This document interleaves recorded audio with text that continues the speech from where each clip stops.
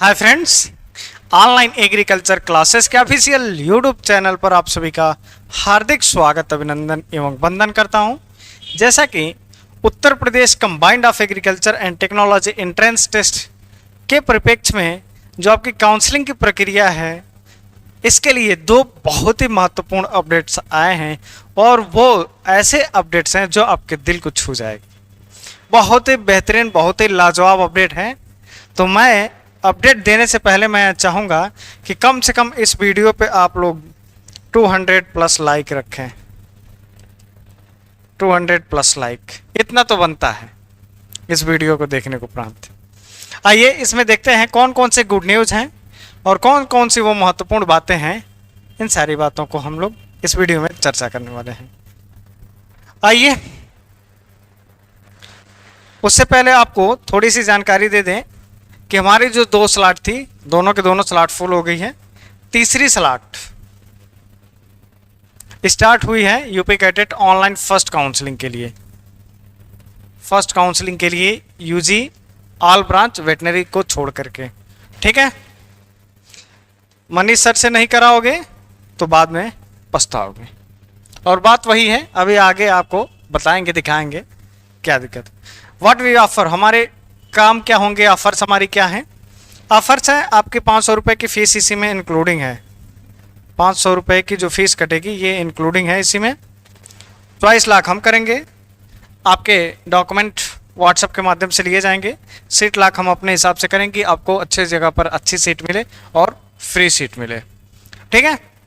Documents uploading का process हम करेंगे। डॉक्यूमेंट रिजेक्ट होगा तो हम उसके जिम्मेदार होंगे। उसका मतलब कहने का तात्पर्य जो पेड कराएंगे तो वो सब डॉक्यूमेंट्स अप्रूवल कराने का हमारे टेक्निकल टीम का होगा, ठीक है। उसके बाद अलॉटमेंट लेटर आपको दे देंगे। अगर आपको अपग्रेडेशन भी कराना होगा तो अपग्रेडेशन भी करा सकते हैं, कोई दिक्कत नहीं है। चलिए, अगर आपको काउंसलिंग कराना है तो फीस आपकी 1000 रुपीज़ चार्ज लगेगा। जिसको कराना है तो ठीक है, नहीं कराना है तो कोई ज़बरदस्ती नहीं है। मैं आपसे नहीं कहूँगा कि नहीं आप हमारे वहाँ आइए काउंसलिंग कराइए, ऐसा कोई ज़बरदस्ती नहीं है, ठीक है। मोबाइल नंबर नीचे दिया हुआ है। चलिए आगे अपने टॉपिक पे आते हैं। फर्स्ट अपडेट आप इसमें देखेंगे तो इस प्रकार से देखिए, हमने काउंसलिंग कराया है और इस काउंसलिंग के दौरान जो है ये स्टूडेंट्स को सीट दिलाया गया है, ठीक है, अकॉर्डिंग टू रैंक। अब इसमें पहली अपडेट आप देखिए, इसमें फर्स्ट अपडेट इसमें छिपा है। फर्स्ट अपडेट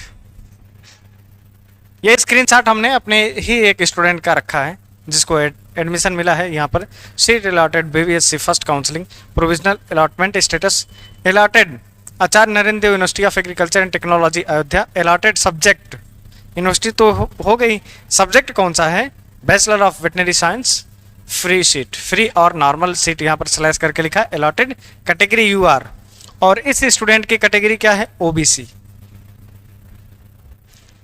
सर ये यूआर क्यों आ गया, ये तो कैटेगरी स्टूडेंट ओबीसी का है, मैं तो ओबीसी का हूं, मुझे यूआर की सीट कैसे मिल गई।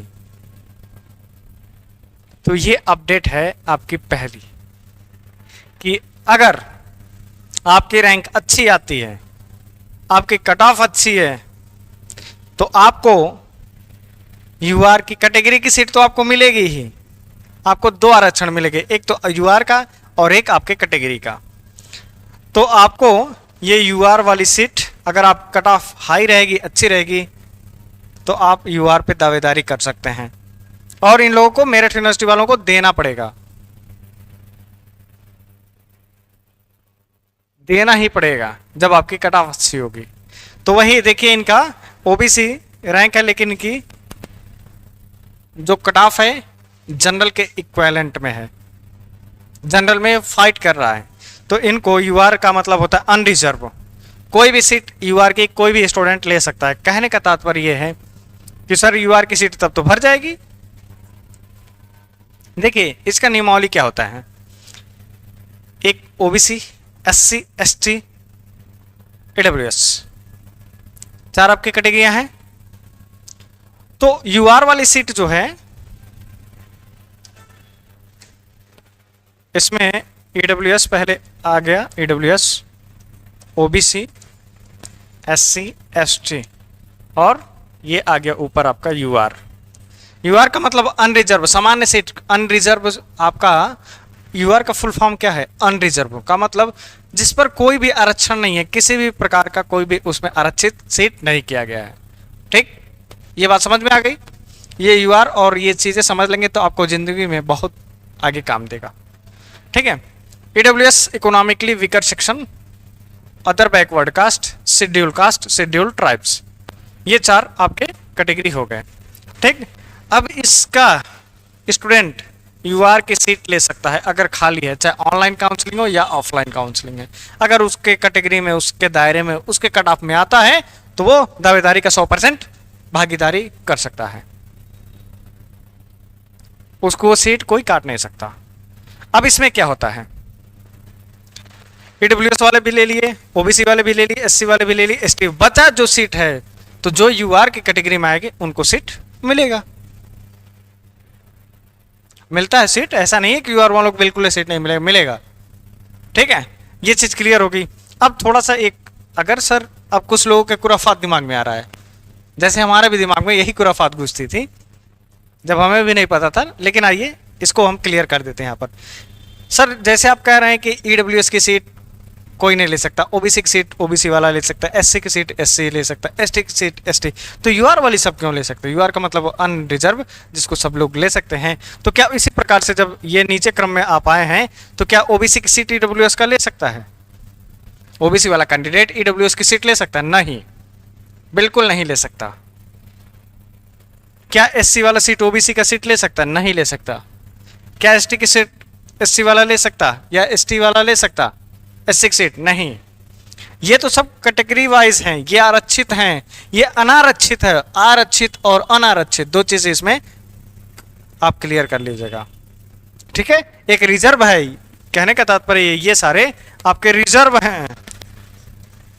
आप अपने देखेंगे UPBC लिखा होगा, UPSC लिखा होगा आपके एडमिट कार्ड में। यहां पर देखिए कैटेगरी में लिखा है UPBC, UR लिखा होगा UPUR, ठीक, UPBC, UPSC, UPST, ठीक, इस प्रकार से लिखा होगा। और AWS में AWS कैटेगरी में सिर्फ एक रैंक और UR में सिर्फ एक रैंक दिखाई देगा। ये चीज थोड़ा सा इसमें हम ऐड कर दिए क्योंकि कमेंट्स आया था। ठीक, और दूसरी आप लोगों की क्या बताऊं मैं, वीडियो आप लोग देख लेते हैं लेकिन आपकी चीज बार बार वही समझानी पड़ती, बार बार वही कमेंट देखना पड़ता है डेली, इसलिए मैं उसको लाइक करके छोड़ देता हूं। जब आपको बोला जा रहा है आय प्रमाण पत्र कब लगेगा, जब स्कॉलरशिप फॉर्म भरा जाएगा तब।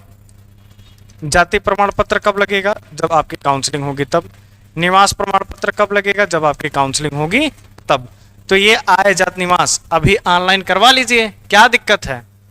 आपका कह रहे हैं जनवरी का है, फरवरी का, मार्च का, अप्रैल का है, भैया ऐसा नहीं है। आपको 1 अप्रैल 2024 के बाद का ही होना चाहिए, अन्यथा की दशा में आपका डॉक्यूमेंट रिजेक्ट होगा तो आप स्वयं जिम्मेदार होंगे।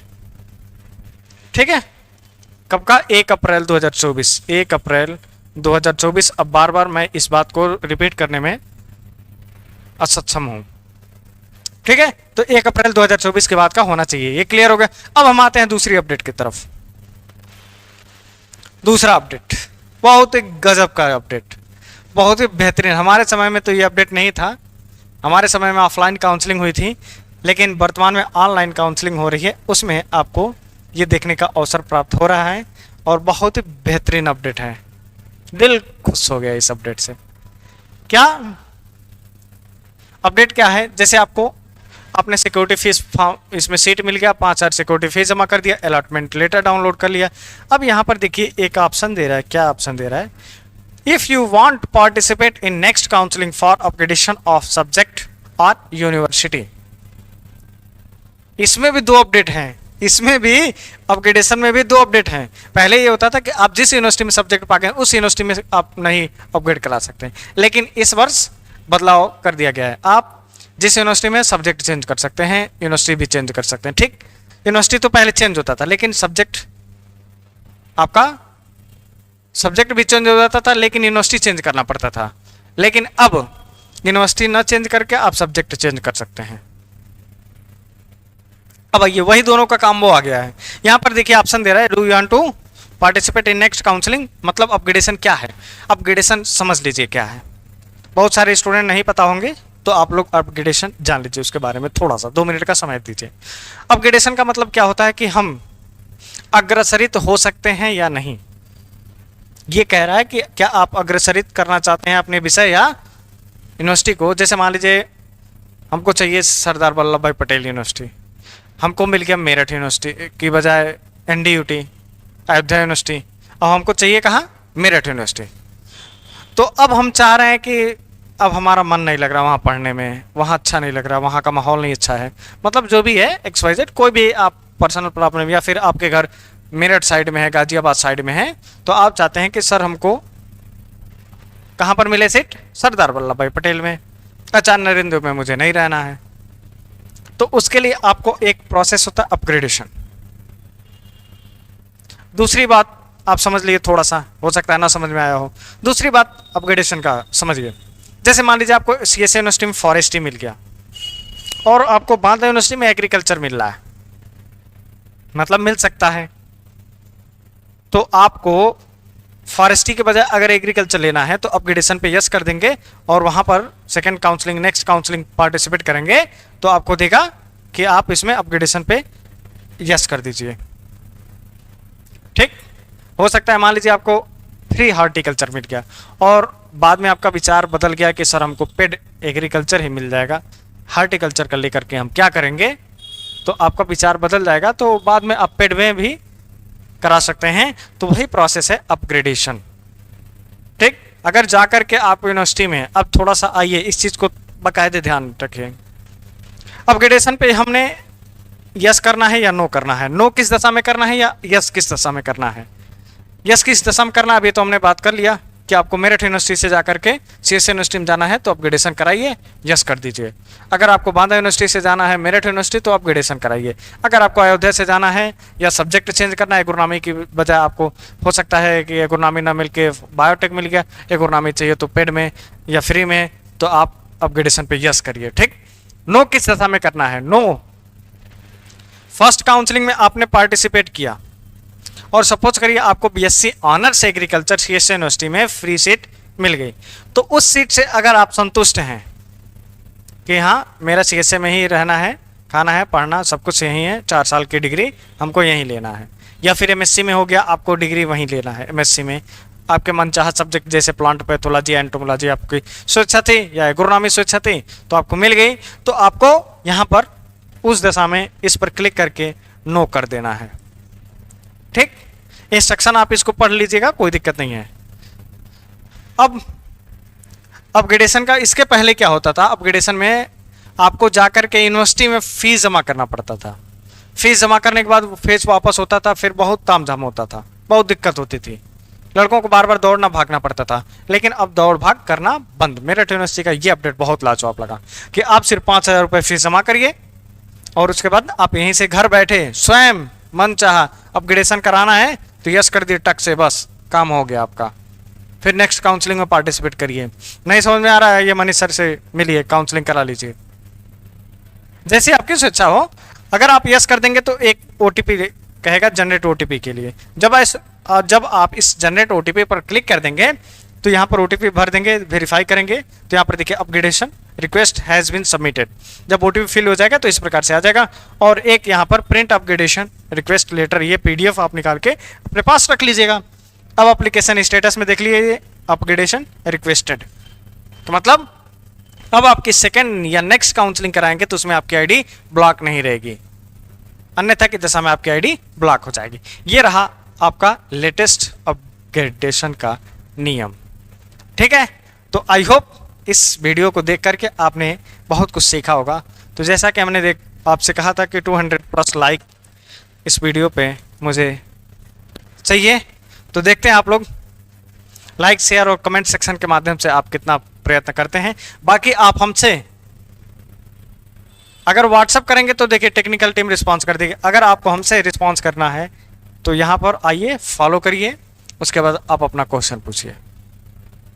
ठीक है, इंस्टाग्राम पर एग्री क्लासेस 573 या फिर फेसबुक पे संपर्क करिए, लिंक डिस्क्रिप्शन बॉक्स में दिया है। तो आई होप मिलते हैं नेक्स्ट वीडियो में किसी नेक्स्ट टॉपिक के साथ, तब तक के लिए जय हिंद जय भारत।